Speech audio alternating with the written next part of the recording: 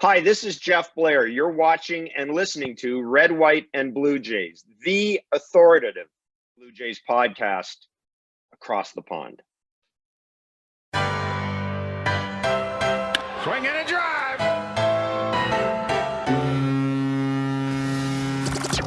Welcome to Red, White, and Blue Jays, the podcast home of Blue Jays Fans UK, a group connecting Blue Jays fans around the UK and beyond, and telling their story.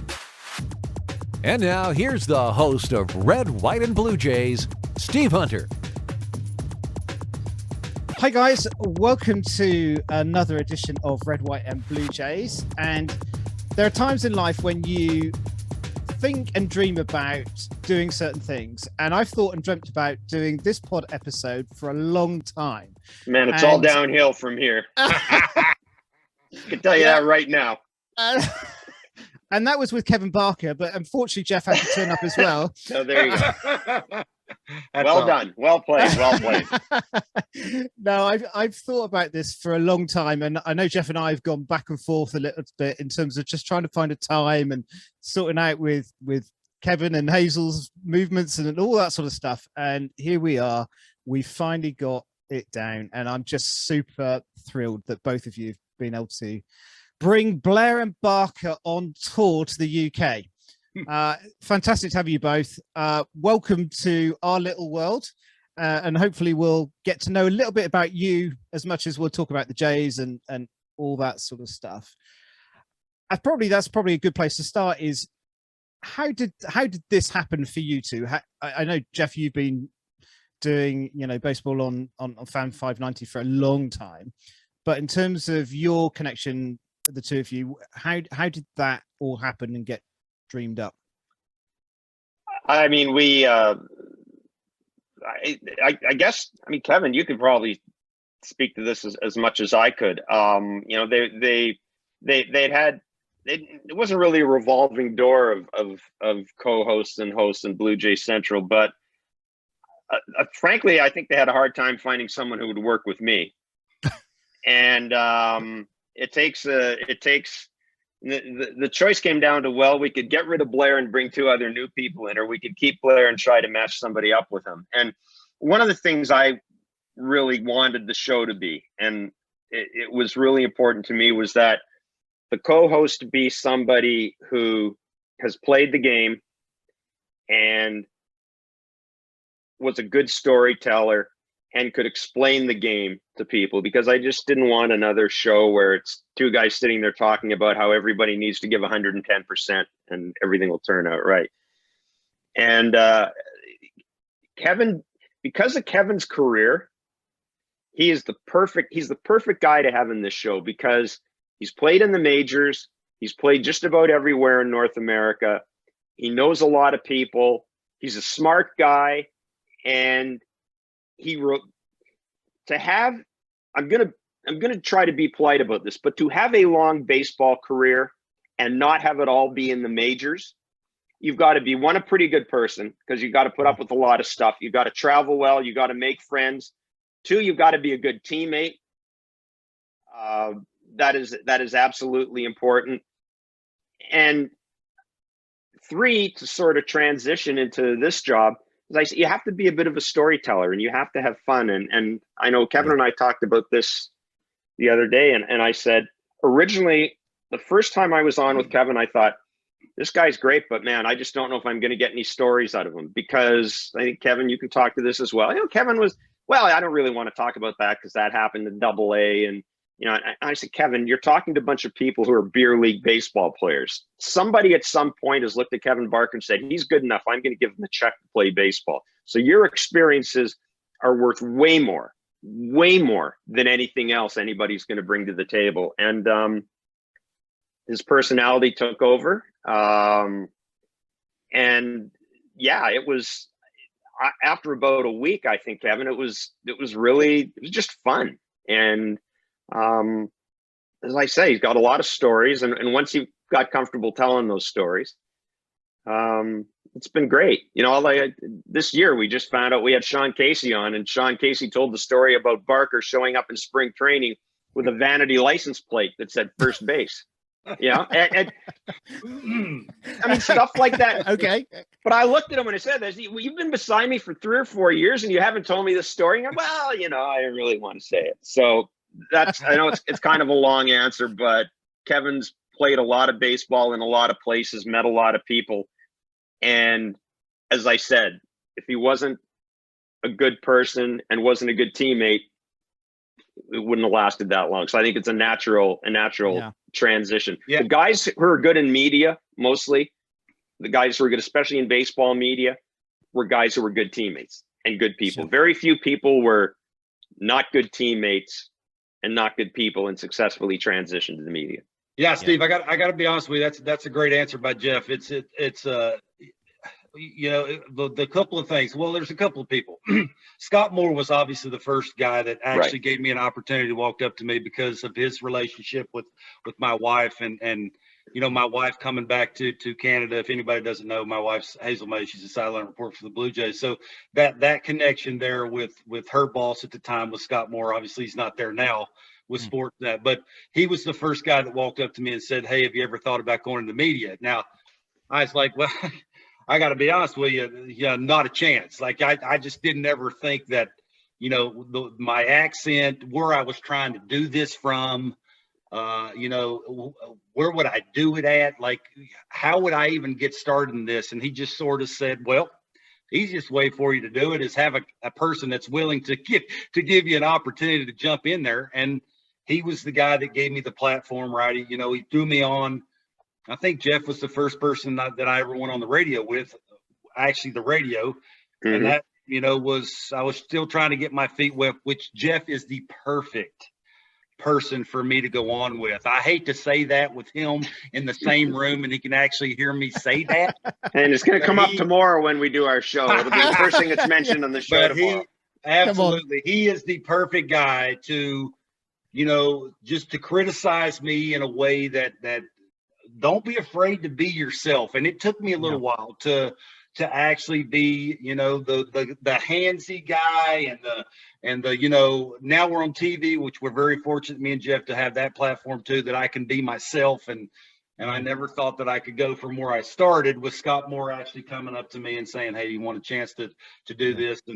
And to me actually being here with Jeff and just, it's, I was talking to my wife on the way home today, the conversation that me and him had today about the umpires, about the sticky stuff and coming off the field.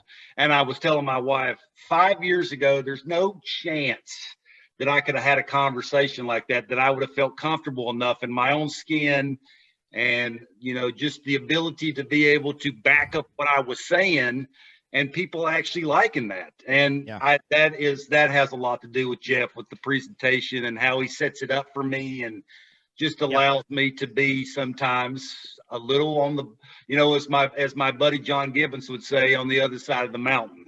Occasionally I will be that way. And I owe a lot to that to Jeff. So and again, my wife has been there and done it through a lot of things. And I can throw a lot of stuff off of her. If I say it this way on the radio, what do you think this sounds like? And she's straight up. She'll say that's the dumbest thing I've ever heard. Don't say that. Or she'll say it this way. So I've been very fortunate to have the people that I've had to be able to throw things off of. And it's a collection of everything sort of coming to a head, and now it's ended up the way it ended up. And Stephen, I'm going to jump in. One of the things too, and I have told Kevin this, I'm a big soccer fan, and I listen religiously to Talk Sport. I listen to BBC 606, and I love it when you have a former professional athlete paired with somebody who's watched the game a lot and worked in the game, and it doesn't matter what that athlete's done in his career. Doesn't matter where he's played, what he achieved or anything. I mean, some of the guys that I like listening to, the soccer guys, are Jason Cundy, Jamie O'Hara. They're guys who played, right? Yeah. And that's what I like about Kevin is I know I'm talking to a guy who has stood at home plate and had Kevin Brown throw inside to him. Yep. I'm not finding anybody else in my station that I can sit with and say, what's it like to have a guy throw 99 miles an hour at your noggin? Yeah. And that's hugely important. And guys, guys who have that experience bring an insight that you can't get anyplace else. Sure. And I think that's why it works. It works so well. I think it works brilliantly. And I think certainly here, where obviously baseball coverage is much smaller than it would be in Canada and certainly in the States, there are two shows that I think most UK fans will talk about. You guys will be right up there in terms of pure baseball stuff. And Tim and Sid, when they were doing their show, was the second one, just talking about obviously the Leafs and, you know, Raptors and other stuff, is the other show that particularly with the UK audience that they talk about. But I think what I love about listening to you is that camaraderie that you have between the two of you, and that you're coming to the same storyline, but from completely different perspectives because of your experiences in a media industry and as a baseball player. But it's more than just a technical breakdown. It's the life that you bring to the stories that makes it so listenable for people like us and tuning into you guys. I love it at the moment that you're on at 10 till 12 because that's perfect timing for us. I hate it when you move into the afternoon because that makes it, you know, so much later here. So I'm a big advocate for you staying in the morning. But it's lifeblood for us because we get so little coverage here. But being able to tune into you, and if it's, you know, I often on my commute into work, I'll listen to Blue Jays talk after the game the next day because that's my first sort of dip into particularly evening games. So it's a fantastic show. One thing I think you could do, I'd love to see you do this actually, is take your show in front of a live audience. Hire a theatre out and do it in front of people. Because I think like the Football Ramble or the Guardian Football Weekly. Totally. Absolutely. All that stuff. They do a lot of that here. The cricket podcasts, they take their shows in front of a live theatre audience and take questions from the audience. I think it would be electric with you two because I think you present so well. And if you do that, I want to come. Oh, so, absolutely. Yeah. Absolutely. So Blair and Barker on tour, not just podcasts, but actually physically doing it. I think you'd get a lot of people coming to see that. I'd be down for that. I'd be down for that. I think Blair, find somebody who can cut a check. Blair knows all the right people. He needs to hook that up. That'd be tremendous to break down swings and to hear people's reactions when you're trying to do that would be kind of cool. Yeah. Yeah. And I think the stories that you bring, Kevin, into that arena, you know, people, fans like us, we haven't experienced what you've experienced. We enjoy the game because we watch it. And, you know, obviously a lot of guys have played it in Canada. You know, for us, it's not a game that we play here much. It is played, but it's very low level. So to be able to sit and listen to your experiences and bring something to the table that we wouldn't pick up necessarily just by watching the game on TV or in the ballpark, I think it's got. I think it's a winner. I think you should go for it. Anyway, that's my suggestion. You can be our international. You can be our international agent. Yeah. But if you're going to come here, I'll find some theaters for you. I'll do that, and then maybe go down to the Algarve and places like that too. I mean, we'd have to spread it around Europe a little bit. You know? I'm sure. Maybe Paris and Monday night. You know, totally. we could make it work. Excellent. Yeah, let's do it. Okay, well, let's just talk about the Jays then. Where, in terms of where they are now, you know, month and a bit into the season, do you think they're generally happy with where they are? I know clearly, obviously, things haven't planned out in the way that they thought they would with injuries and so on. Yet we've got a winning record. We've come through a very tough 16-game series. Do you think the Jays as an organization, sort of big broad brush, are generally happy with the position they're currently in? Go ahead, Kev. Yeah, I do. The people I talk to, the coaches, there's a buzz. I was there in 2006. It was about finishing third. They never talked about winning the American League East. They never talked about going to the World Series. The big picture was never there. It was always about, you know, the Red Sox and the Yankees are always much better than we are. We're always finished third. When I went to spring training, I talked to Jeff, and I said the buzz there from the coaches, from the people that you rarely hear from, is like I've never heard before. Just the way they went about everyday business, how professional it was, how you didn't have to walk up to a younger Santiago Espinal and say, hey, we need you to be here. He was already there. And that will tell you that, you know, people behind the scenes are doing exactly what they need to do to get everybody, you know, all on the same page. And obviously that starts with the people running it. Mark Shapiro, Ross Atkins. You know, you can say what you want. You know, they stepped in here, and with Alex Anthopoulos leaving, who was loved by a lot of Blue Jays fans, and you know they gotten off to a little bit of a rocky start, and they needed to start winning and heading in the right direction. Now, obviously, they got Bo Bichette, and they got Vladimir Guerrero Jr., and they added George Springer, and they brought in some legit pitching, which all helps. But you got to sell it. You got to know, you know, how to sell it to fans that it's just not going to be this year. It's not going to be April. It's not going to be. It's little things, Steve, like you know, shifting more than any team in baseball. When could you ever say that the Blue Jays were first in anything when it come to April? You just sort of tried to survive in April. The years that I can remember, Jeff can attest to this. He's been around the Blue Jays longer than I have, but it was more about survival than it was actually, well, let's head it. Let's try and do it better than everybody else because we want that cushion. And just having those conversations, because the front office is in tune with the talent on the field, and that's rare for me. And you can tell it's coming to a head now, and it is all about winning. Steven, when you're at the field and you're talking to all the players, you hear Bo Bichette talk, which is sort of the spokesman, George Springer is sort of the spokesman. Everything and all the conversation starts with winning. We're here to win. We're doing the little things to figure out how to consistently win. And I know it's nice, and I know it's a lot of fun for Blue Jays fans to be watching all that. Totally. Yeah, and I think the other thing that has happened is ownership has ponied up, and then you know I started covering the Jays in 2000 when I moved here from Montreal, and at that time, now the team was eventually sold to Rogers Communications, and even when Rogers Communications first bought the team, all you heard from people like JP Ricciardi, and I'm not saying this to criticize him because I like JP, but all you heard from that management group was, we can't beat the Yankees. We've got to think like a small market. We've got to take the payroll down.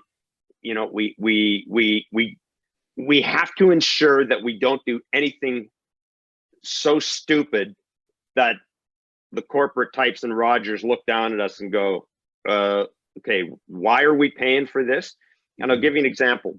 BJ Ryan, when they had BJ Ryan, they decided to let him go. They decided to let BJ Ryan go. Paul Beeston, who was the president at that time, had to come down to the Rogers head office, meet with the board, and basically say, we're paying this guy $18 million to leave. And even though it didn't, this company is so big, what the Blue Jays do doesn't necessarily have an impact on it.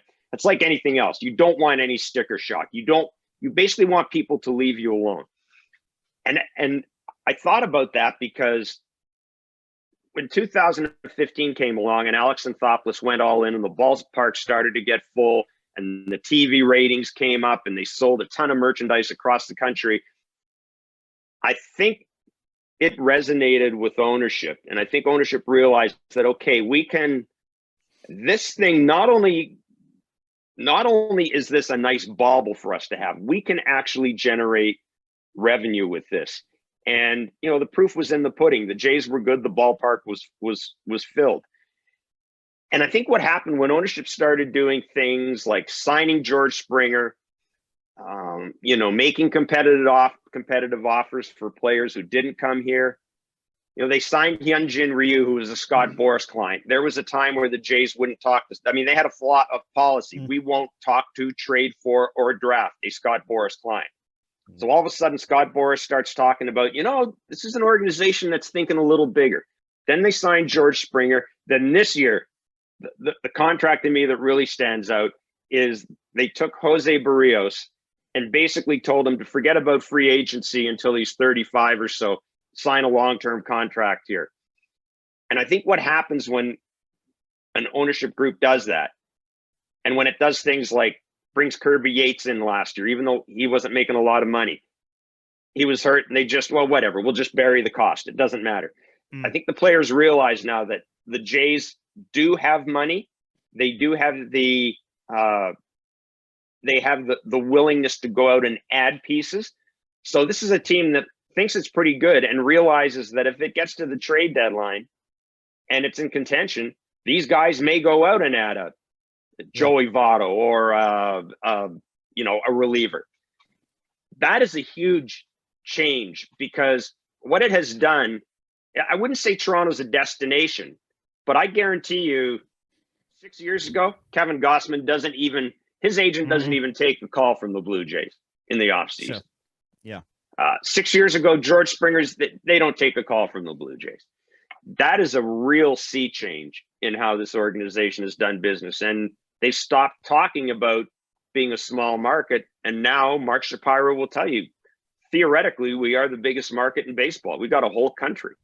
Yeah. We are the biggest market in baseball. They're acting like the biggest market in baseball. Yeah. And I think it's different to what I remember in 2013, which is one of the years I was out, and Dickey had just been signed, and they were, again, for that season there was this massive momentum. This is the year, and then by the end of April it was like, nah, this isn't happening. Yeah. By the end of April it was, this is a year. Yeah. I was just like, guys, let's go back to the Leafs or something. Exactly. But I think building up from 2019, obviously through the pandemic year, then with all that happened last year and getting so close, game away from postseason, there just is a momentum and a heartbeat in this team which feels different. And I think the camaraderie that we see across the roster, and the joy of home run jackets and all that sort of stuff, there seems to be a belief in this team. And even with the injuries that they've had already this season, the guys that are coming in. Yeah, I think what the difference between this team and 2015 is 2015, 2016, you knew the clock was running down, right? That's why 2015 hurt for so many Blue Jays fans, because they knew Jose Bautista was on the downside. They knew Josh Donaldson was on the downside. They knew Edwin was on the downside. The difference with this team is they're young and they're in the ascendancy. Bo and Vladdy haven't been as good as they can be yet. So this is literally a team that I think the fan base can grow with. And in 2015, the fan base, you go to a game at the Rogers Center, it was a lot younger than it used to be. It was a lot more multi-ethnic than it used to be. Jays, if you go to a Jays game now, it looks more like a Raptors game than a Leafs game. That never used to be the case. That never used to be the case. And part of that is because there's this young team that younger people can gravitate around. And as I said, you can grow with it. They're likable. That's the one thing that stands out to me is there's not a player on that team that you don't like. Like you could sit down and pick at every single player on that team and say, can I like that player? And the answer would most of the time come back and be, I sort of do like that dude. I can't wait to see him play again. And I think that's, when you're hearing about they want the best product, but they also want nice dudes. They want good teammates. And me and Dan Shulman always joke around, and I say I've been on a bazillion teams, and I can tell you that when I was on teams from winter ball to minor leagues to the big leagues, you'd have your little groups. There'd be 4 or 5 over here that you really liked, that you hung out with all the time. And then there's everybody else that, quite frankly, is just like most jobs, where you just don't get along with them. Like you spend so much time with them and you're around them so much that you just don't want to hang out with them anymore. You get the impression with this team that just everybody's in it together and they want to go to dinner after the game and they want to hang out with their families and, they want to talk about baseball and why aren't you getting hits? And you can tell when Bo is struggling, George Springer struggles. He may not be struggling, on the field with hitting a baseball, but he's struggling because his buddy's struggling. And the same with Vladdy, and the same with Lourdes, and the same with Matt Chapman, who looks like he should have been a Blue Jay for his entire career. He just sort of fits like a glove. It's kind of cool to watch, when one guy's struggling. It's like it's up to them to sort of figure out a way to get him out of it, because he's such a nice dude and we like him so much. We don't want him to suffer, So it's just kind of cool for fans to come and actually see that. And for Sportsnet, give them credit. They pan over to the dugout, Steve. I think you've noticed when you're watching the game, so you can live with that with them. Like see him flipping the iPad and Bo throwing his hands in the air, and he's hitting the seat, like I should have hammered that, or I'm so mechanically off that I just have no chance. You can actually feel it with him and live it with it, and it's kind of cool, I think. I had a chat with Ross Atkins the other day, and we were talking about Bo, and I said, it's funny. I have a friend whose son is 11 years old, and he has become a baseball fan in the last 2 years. And he's a Bo Bichette fan. And I was talking to his dad the other day because his dad ran into him and he was talking about Bo scuffling. And he said, what's funny? He said, with Darren, his son, I don't even need to know what happened the night before, because when he's up for breakfast in the morning, if Bo had a bad game, he's pissed. Like he's, sitting there and he's, poking at his cereal. Seriously, he said, I look at him and I just say, Bo didn't do well last night, did he? He said the one time Darren said, I want to talk about it. And that's kind of that's the feeling that this team has kind of engendered in its fan base. And it's cool to see. It really is. Yeah. It's great. So hopefully he had a good breakfast this morning, because Bo looked a little bit better last night. I mean, he's clearly struggled over this opening month. Do you feel that he's now finding his groove? I mean, is he getting there? I mean, he just looked more at home last night, and obviously he had the Grand Slam, which was a high point, but there's been quite a lot of low points. And as you say, Jeff, the moments where you see him in the dugout and he's looking at the iPad and, hitting his thigh and what have you. Do you feel that he's now sort of out of that mini slump and we can expect greater things as we go through May? Dude, I think there's two. I think there's two Bo Bichettes. I think there's a defensive Bo Bichette, and I think there's an offensive Bo Bichette. And the offensive side of Bo Bichette has his dad, Dante. We have Dante on quite a bit because we like talking to him about baseball in general, and he's tremendous. Like he just the insight he gives you, and that perspective of he's not getting hits, but he's hitting the ball hard. Look at those numbers. Don't look at so much the total outcome of what he's not doing, and just little things like that for Bo to come back with. If anybody watches Bo, because he takes the Big Daddy, I like to call him Big Daddy hacks, and Blair laughs at me. But when he takes those and you see the balance, Steve, you watch hitting enough. The good hitters are always balanced. Like they're finished, they get to their finish. It looks so easy and so smooth, like they're just not trying to get there. And you've seen the last week, Bo is actually using his lower half, and there's not a bunch of falling all over the plate. And for me, when he's good doing that, offensively, he can start to use line to line, and when he can do that, let the ball travel because of the bat speed he has. And then there's the defensive side of it. And Blair is real good about pointing out on our show about Matt Chapman and Santiago Espinal. And I think that's sort of every good player who has some issues with certain parts of his game need a blanket. And Bo is, Bo's lucky he has 2 blankets. Santiago Espinal can pick it. Like he is. Like the ball's hit around him, it's like suction cup. He's going to get it and he's going to throw it out. He's got a great arm. He's got an accurate arm. And then you got that thing at third base, which I don't know about you, Steve, but as a Blue Jay, watcher who watches every single game, and as a baseball fan, I just don't know if those guys like Matt Chapman defensively come around every day. That's second to none. Like the things he does defensively allows the Blue Jays, what I talked about, the shift. And how many third basemen do you know that they can put straight up at shortstop and say, cover the left side of second base, you got that, and we're going to take care of everything on the right side? It's not, feasible for them to actually have guys throughout the league that can do that. So to have 2 blankets like that he can rely on makes it a little easier for him to make mistakes, take some more chances. But how can you argue with Bo? We get phone calls, we get texts all the time. Move Bo off the shortstop, move him out of the 2-hole. Everybody obviously thinks this team is good and wants them to win, but there's a lot of teams in Major League Baseball would love to have Bo Bichette as the shortstop and as their number 2-hole hitter. Yeah. And there's no question that the Jays are ever going to think about moving him from shortstop. I mean, despite the errors and what have you. No, if ever there was a year to take Bo and move him to second base, it was this year, because there were a ton of shortstops in the free agent market. There were a ton of shortstops available in trade, and the Jays had a need for a second baseman. So if ever there was a time to really go all in and move Bo to second base, it would have been this year. And, you know, we know they haven't discussed that. And we know that 2 years ago, when they were thinking about bringing in guys like Didi Gregorius to play shortstop, we know that they talked to Bo about it. And the conversation with Bo was, we will move you to second base if we can bring somebody in, essentially if we can bring somebody in that you know is better than you at shortstop.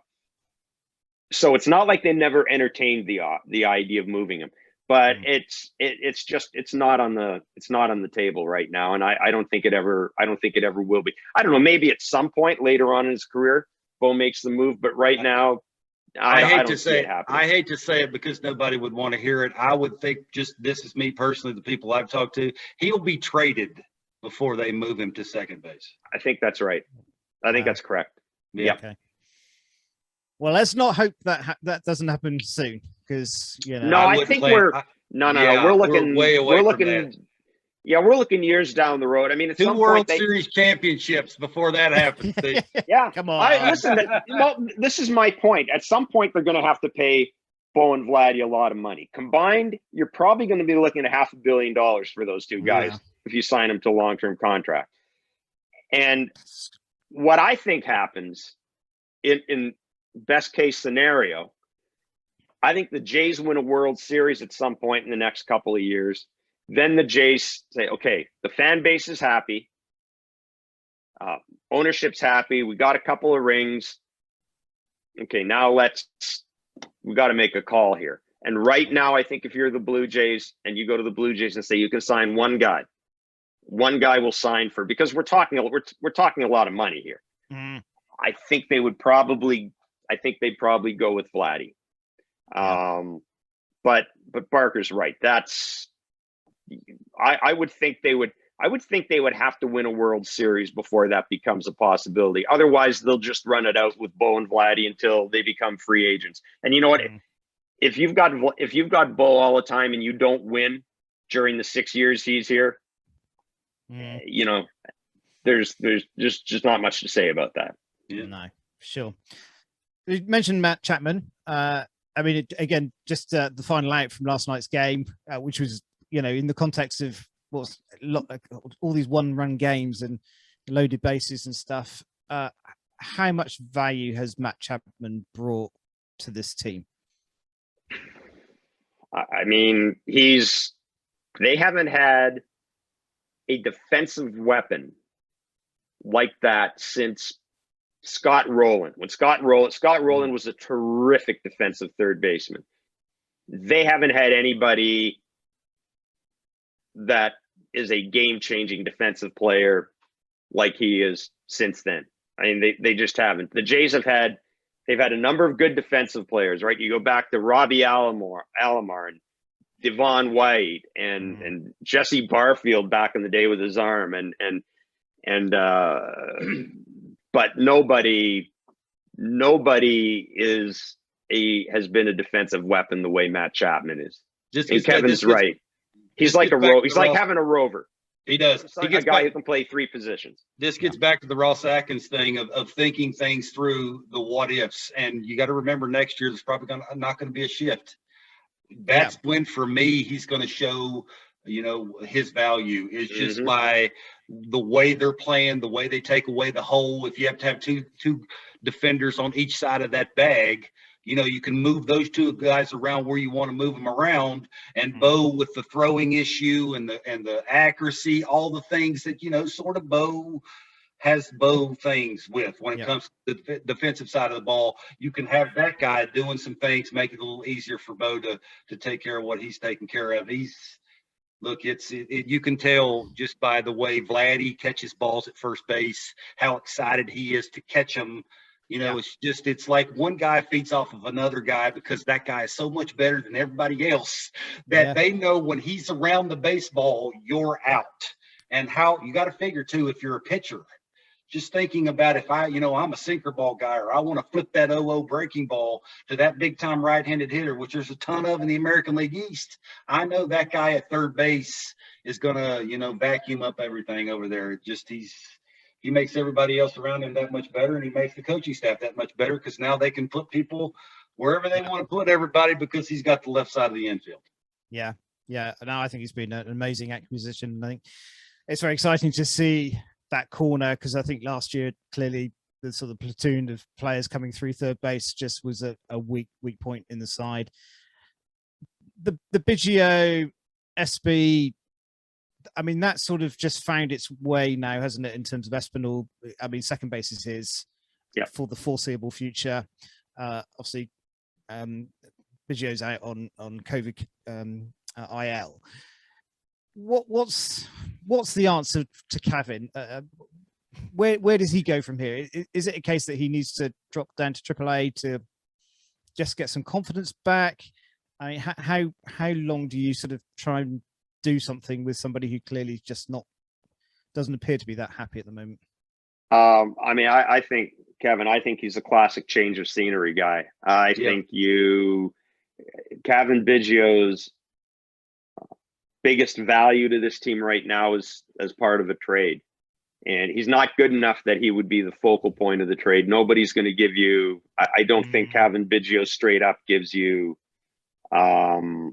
gives you that difference making bullpen arm, but maybe Kavan Biggio plus a prospect does. And I think, Kevin, I think we're on the same page here. I look at this team right now. I'd rather have Santiago Espinal at second base, and I'd rather have Raimel Tapia coming off the bench to swing a left-handed bat compared to Kavan.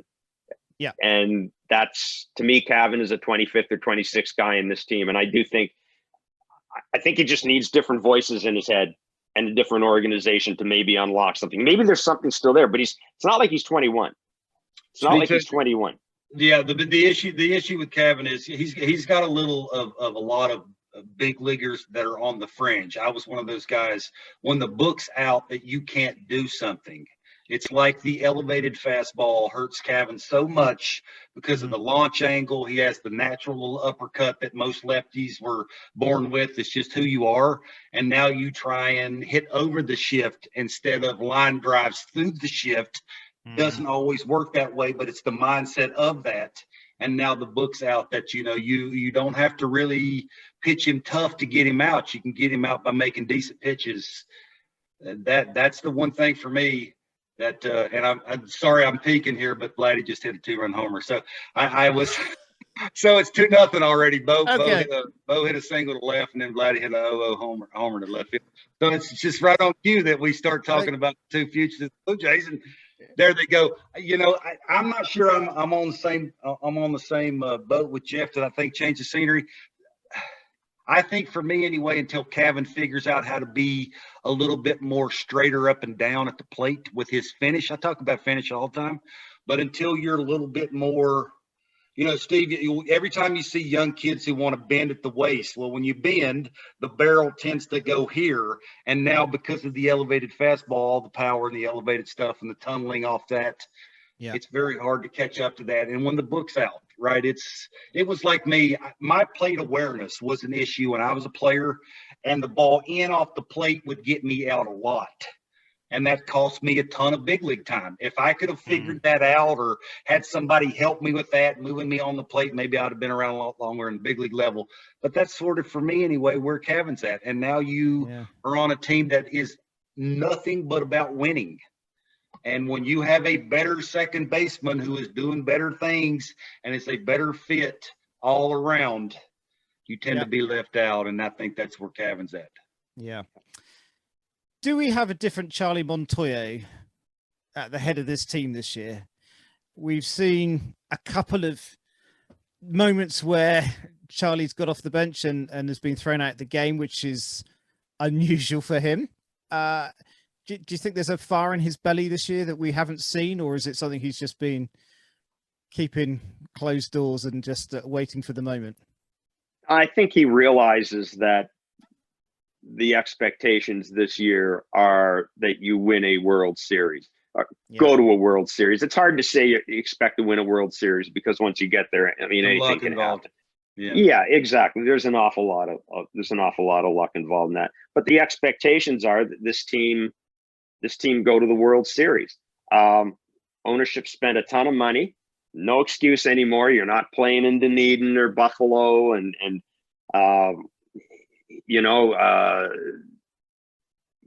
you've only got. I mean, the clock is running on Vladdy and Bo, right? Again, it doesn't mean it's going to run out next year, but every year you don't win. It's like the Toronto Maple Leafs. Every year you don't win with Austin Matthews is a lost opportunity, or Edmonton, or any team. Spurs with Harry Kane, right? Yep. Every year you don't win with a guy, the window closes a little more. And I think Charlie's aware of that. Charlie is a better manager this year because he has a better, more organized bullpen, but I still see things. I see him not pinch running for Alejandro Kirk. And I hear that, we're not going to do it because we like the matchup. Kirk versus the Yankees bullpen gives us 2 innings down the road. And Kevin and I are on the same page here. My response is, you aren't scoring runs. You got a leadoff man on base. You have Bradley Zimmer for 2 reasons. He can catch the ball and he can run. He can't do anything else. Sure. Alejandro Kirk is DHing that. It's not like you're taking your catcher out of the game. When I see things like that, and then in the very same game, Aaron Boone pinch hits for Giancarlo Stanton because he wants to, he's going for it. When I see that, that gives me cause for concern. For me, at least the people I've talked to, it's hard to speak of, the communication factor, which I like to ask players. I like to ask other coaches what they've seen from Charlie. For me anyway, guys that came from where Charlie's come from, the as many years as he robust at the minor league level, it's sort of like that new shirt you buy. It takes you a little while to break it in. It takes you a little while to get comfortable with it. And, Charlie is, for me anyway, because of the things off the field you mentioned, he's getting thrown out now, just seems like he's a little bit more comfortable being a big league manager. Like he fits now. That's fair. It's a fit. I get Jeff, and I'm the first one. Jeff will tell you, I'm the first one I'll pick at every little thing he does. Why didn't he do this? It's about winning. It ain't about worrying about what's happening 3 innings from now. But, when you look at big picture, you look at the leader, how your team acts, because that's how your manager acts. It's sort of like the Aaron Boone thing. Aaron Boone's got to be a little intimidating because it's the New York Yankees. How dare you call that on Aaron Judge? I'm not going to allow that to happen. And you see a little bit of that with Charlie, just because I think he's more comfortable now. And everything that comes with being a 2022 manager, with the communication and selling it, and we're going to do this, and this is why we're doing it, and it's a Blue Jay way. And again, I mentioned that 2006 thing. There was no Blue Jay way. There was no you name some way. There was no way of that, and there is now. And I think a lot of that you can give Charlie credit for. He's sort of established that in the clubhouse, and it's trickling down to what's happening between the lines. I think really good teams, really good baseball teams, in some way reflect their manager. The teams that I've covered, the Expos teams that I covered that were really good, had Felipe Alou as a manager. They reflected Felipe Alou. They were smart. They were aggressive. They were young. I mean, they had a real sense about them. And I think in a lot of ways, I look at Joe Torre's Yankees, very professional. Bobby Cox's Braves, very professional. And I think Kevin's right. I think that's the right word. The first thing that comes to my mind when I see the Blue Jays, in addition to young and talented, is I see a team that's very comfortable with itself. I think they're comfortable with who they are. They're comfortable with how they go about their business. And I still think the manager has some sort of a role in that. I've come around to Kevin's side. I used to be the manager is an important part of the team. I still think he is, but I don't think the manager is as important as he was pre-analytics. I don't think the manager is, Kevin, I just don't think he has as much say in how stuff is done. I guess I think he does with in-game decisions. That manager, that situation where you got to get up a David Phelps or a Tim Mesa, and you got to give him options sometimes. And I will say this, Jeff knows, I do talk a lot with the coaches. I played with most of them. A couple of them were my roommates. John Snyder was my roommate for quite some time. He's the bench coach for the Blue Jays. Yep. Charlie Montoyo is very, very lucky. In my mind, he has the best pitching coach in all of baseball. Sure. If you notice how some of these guys, you say Kikuchi's a prime example. We talk about all the adjustments he's made in about 8 days.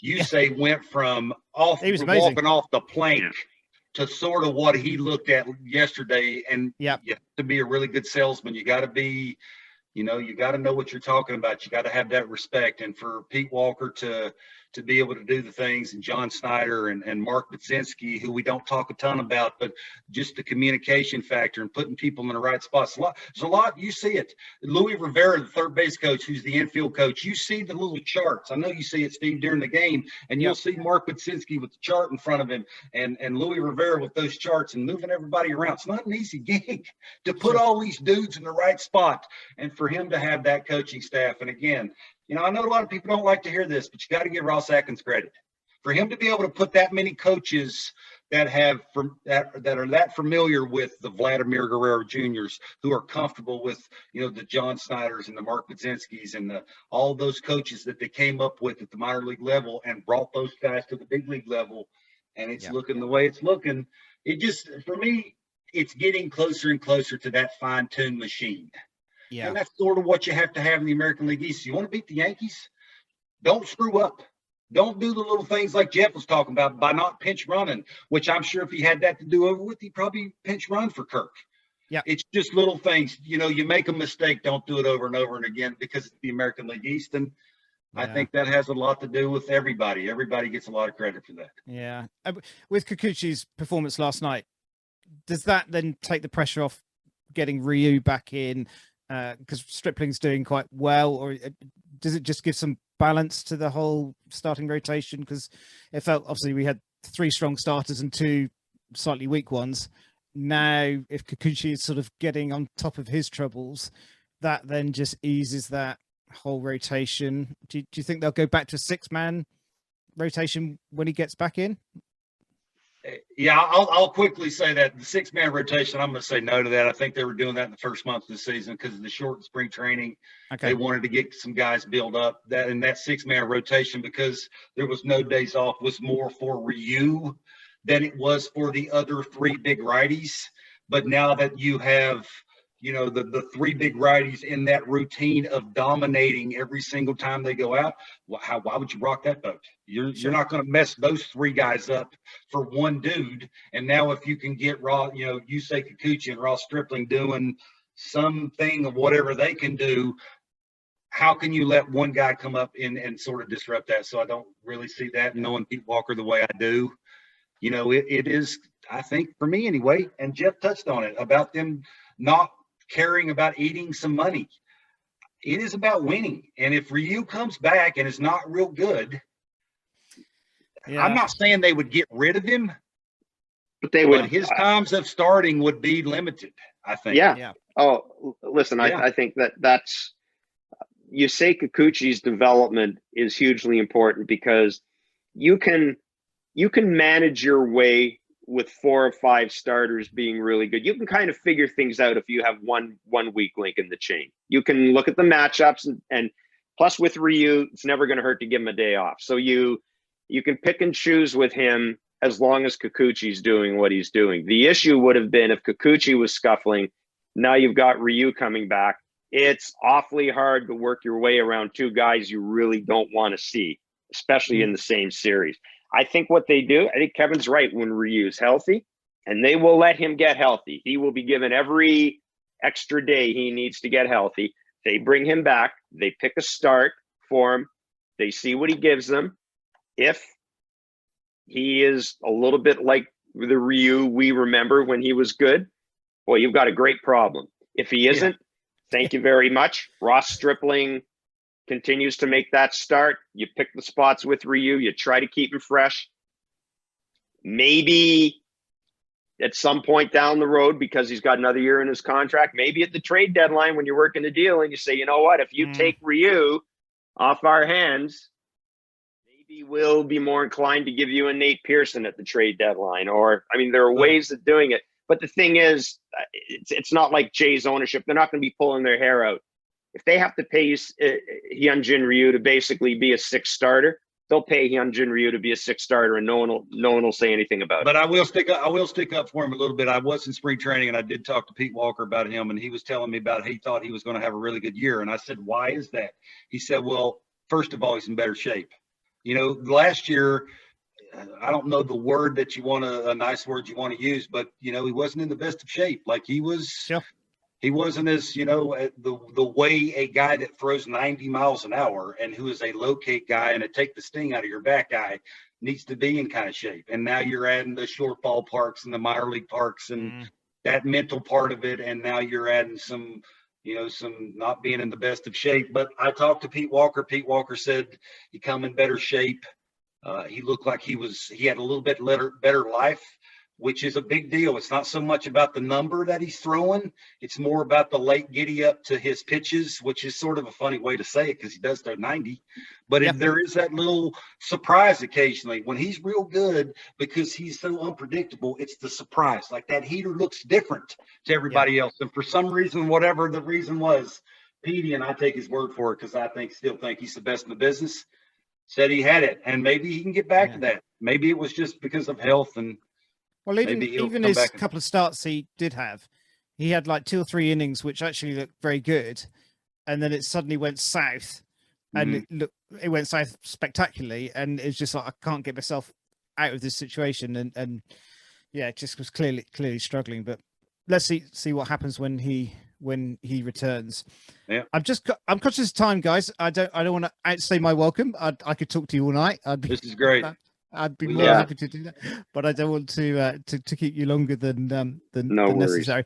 I just wanted to touch on the catcher situation. Obviously with Jansen when he comes back into the lineup, how you see that playing out, and particularly with Gabriel Marino in the wings, and what that dynamic might play out later in the season. How do you see that one unfolding?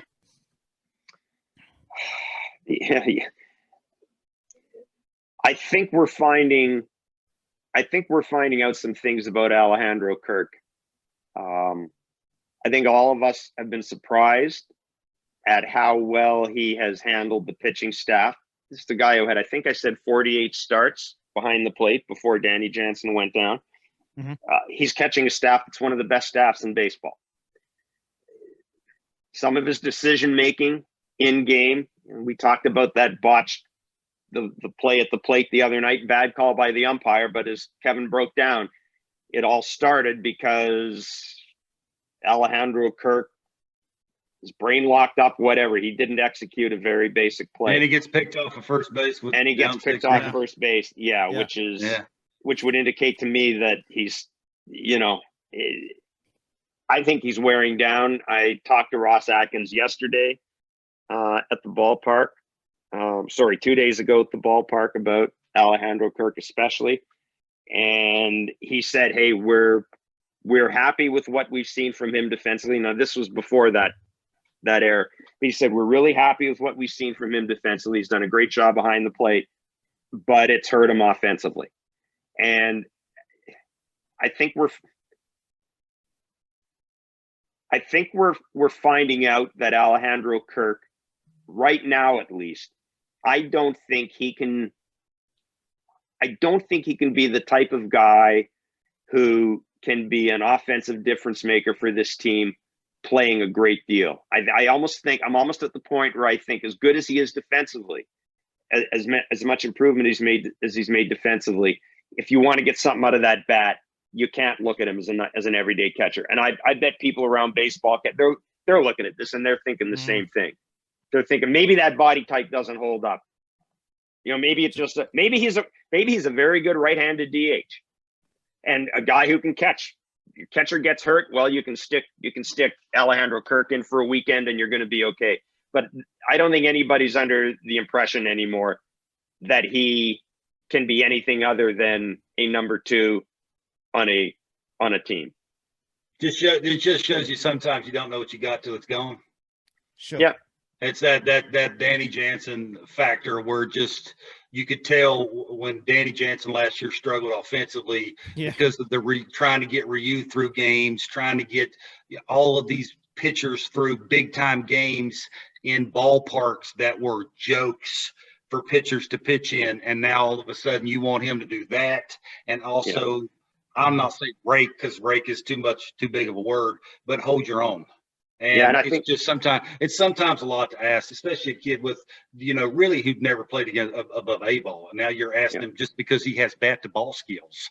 Go and catch Kevin Gossman or Jose Barrios. Yeah. Just to do, it's a lot to ask. So, sometimes I try and not be too hard on guys like that. I do think conditioning wise, he really needs to work on his body. Yeah. If he ever wants to be an everyday guy, everyday catcher, plays 4 or 5 days a week.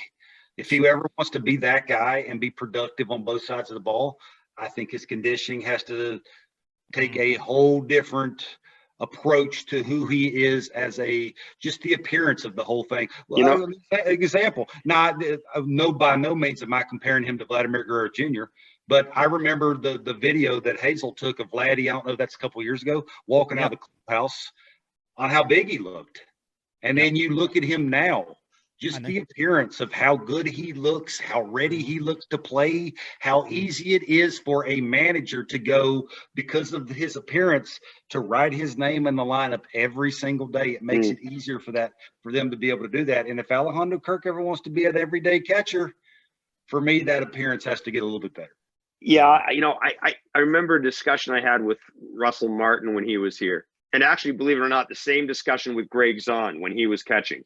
And different body types. Greg Zahn's weight used to, in season, he had a hard time keeping weight on. And one of the things he and Russ both said, the hardest thing to do when you become an everyday catcher is you got to figure out how to not lose too much weight in season because it gets hot out there and you're squatting and you're wearing equipment and then you're hitting and you're doing a lot of stuff. You got to figure out how not to lose too much weight and how not to put weight on. It sounds simple, and I know that every team now probably has an army of dietitians, but I've always remembered Russ talking about that. You just have to be aware of your body, and you've got to try to find, that's why he did yoga and all these things, that you've got to find a way to maintain as close as you possibly can to your perfect weight. It's not always going to happen. There are going to be days where he said there are going to be days where you're going to come off, you're going to have lost 5 pounds because of the heat. But you've got to figure out a way to manage that. And I don't know if Alejandro can.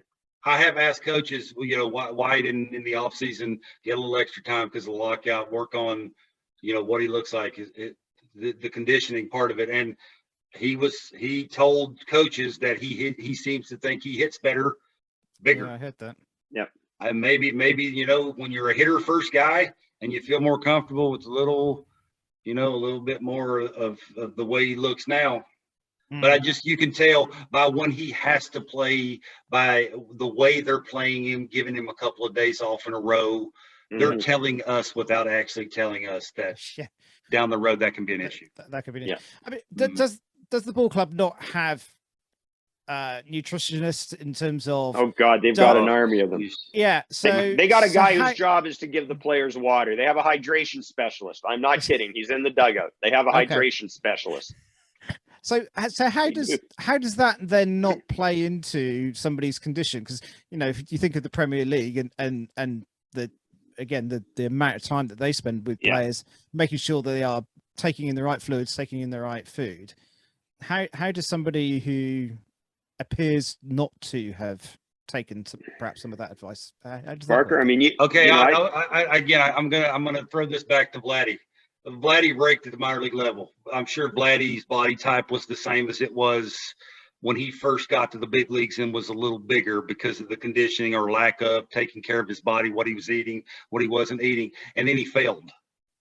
When he got to the big leagues, he understood the dude's here just as good as he is. And maybe this is a little what Kirk is going through of, it's if you want to be that everyday guy and the guys here just as good as you are or better at some certain things of locating and the velocity and the late movement and You want to do both sides of the ball. Sometimes you got to fail first. And I think maybe this is where he's at, because it's very hard to walk up to a guy who has the bat to ball skills. It's what they all speak about with Kirk. First thing out of their mouth is the bat to ball skills are off the chart. Well, he's had those looking this way, and he hit well last year. And when he got called up, so it's very hard to walk up to a guy and go, hey, I know you hit well, but can you do something with the way that's looking? It's a hard sell. Now, with the little bit of struggles that he's had, it's a little easier sell to go, hey, it's not working. Make a change. That's a great point. This is the first time he's been a major league catcher. Yeah. Yeah. And there's very much a chance that he has that same moment Vladdy does, that he goes home this offseason. You know what? I can't go out with the boys in Mexico and go out all night. And okay, I'll cut my workout down a little bit here. And that's just the process of maturing. But Kevin's absolutely right. That's nothing changes your mind more than getting up the majors and being embarrassed, and then you start thinking, okay, what can I do to maximize my ability to make a good income? And if someone says to you, the first thing you can do is get in shape, and you've just had it handed to you for an entire season because you're out of shape, you may go home and say, okay, this year, I'm going to spend more time at the facility in Florida. I'm going to get a place in Dunedin, and I'm going to work out as much as I can. Yeah. And maybe that's the key to Alejandro Kirk, because everybody you talk to says the bat the ball skills are there. Everybody you talk to says that. Comes down to, Steve, it's your career. Sometimes you can't have 15 different people telling you need to do this until you actually tell yourself you need to make a change. What was it Jose Bautista said? I am an independent contractor. This is my corporation. Mm-hmm. I can sell shares in my corporation, or I can let it go to hell. There's very simple. And I think that's a way to sum it up. That's where he's at. Brilliant. I just wanted to, as we sort of come towards a close, just to ask a little bit in terms of your thoughts towards an international series back here in the UK. Obviously, back in 2019, we had the Yankees Red Sox, which was a big success, I think. Obviously, a lot of baseball fans here generally, and certainly at those two games, obviously they were mostly represented by the Yankees and Red Sox, obviously. But behind that, I think the general opinion was Jays were the next most well represented team in terms of jerseys and stuff that you could see in the crowd. I've always sort of understood that the sell for getting the Jays across here would be a hard one for MLB to swallow because of the American market. But I was really interested in what Mark Chaparro said was a couple of weeks ago. And I think it was just almost a passing statement that, if the Jays did get involved in an international series, because they seem to be now coming down the pipeline, England would make a good choice for them to come to. How realistically do you think that is likely to happen? Oh, listen, I think Major League Baseball, especially Rob Manfred. I'm going to say something nice about Rob Manfred here. I've known him for a long time, and he's always been good to deal with. But the one thing, Rob's done some things in the past 3 years that have kind of surprised me.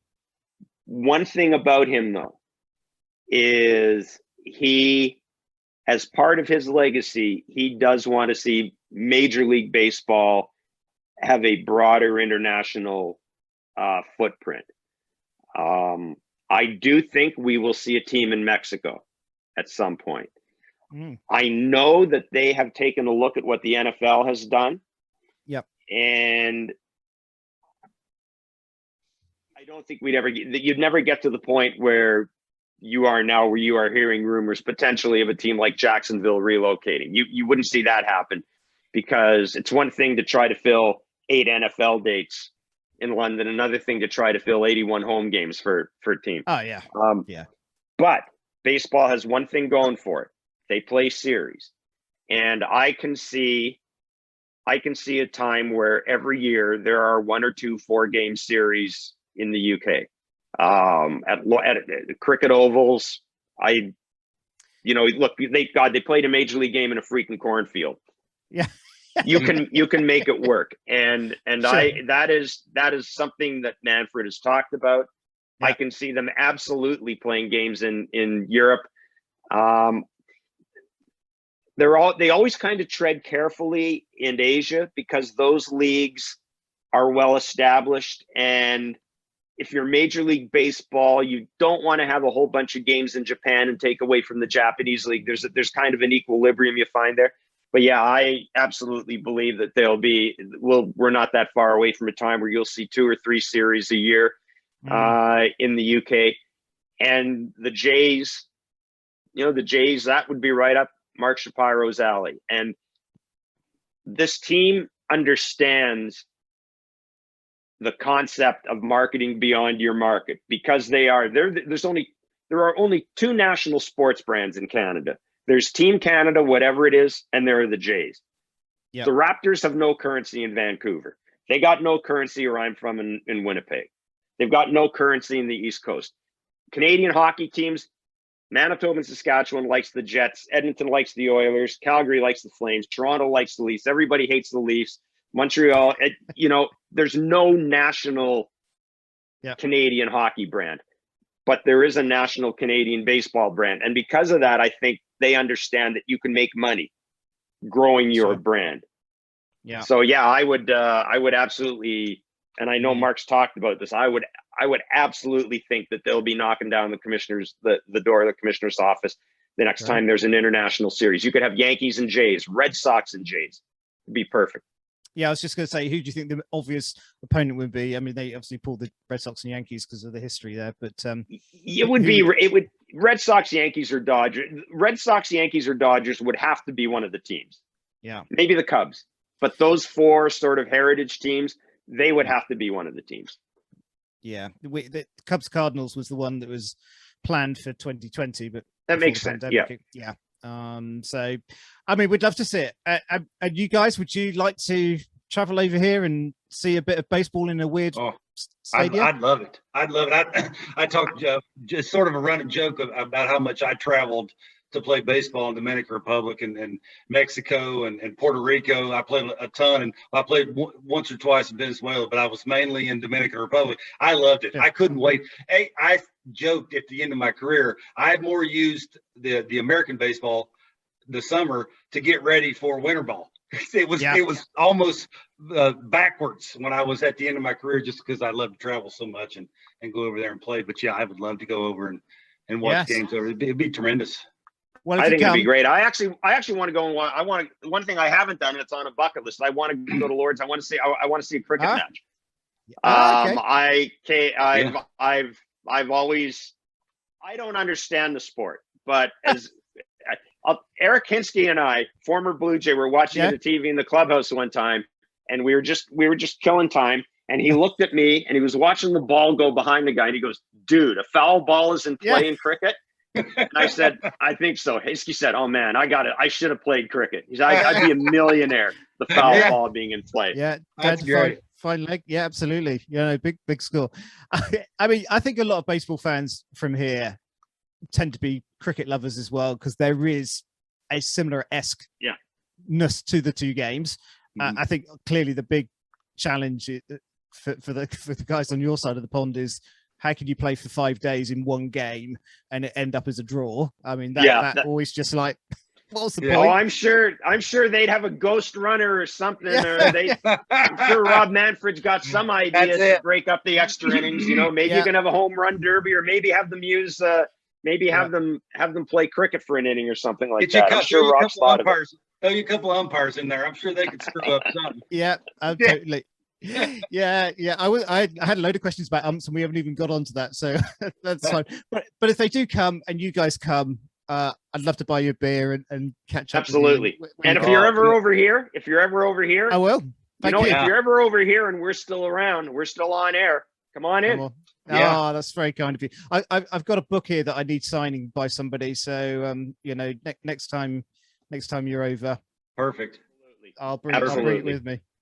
Absolutely. Guys, thank you so much. I honestly, this is an absolute privilege for me to talk to you both today. I know, as I said at the start, how popular your show is, and so to be able to have Blue Jays talk all to myself and to be able to chat to you guys, and I will phone in again. I did phone in at the end of last season. Well, now we'll flag you. We'll flag you. Yeah. So we'll make sure that you get on. Yeah, you can stay on longer. We'll leave you on longer. that's- Jeff doesn't kick you off. Yeah. Yeah, That's we'll very keep kind. you on as long. We'll keep you on so long you may not call You back. may not want to call in. There again.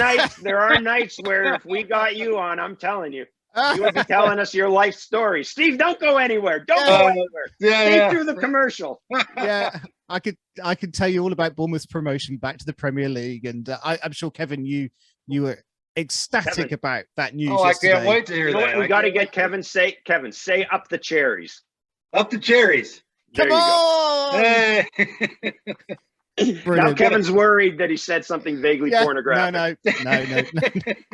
It's all polite. It's all good. It's all good. Just Good. Google it after we finished, and you'll find out all about my local football club. Nice. Yeah, guys, thank you so much. Have a great show tonight on Blue Jays Talk, and I'll be listening in over the coming days as normal. But Thanks, Steve. for your time, Thanks. brilliant. Thank you so Yeah, much. this was a treat. And Cheers. Thanks for having us. We'll see you soon. Take care. Yeah. Bye.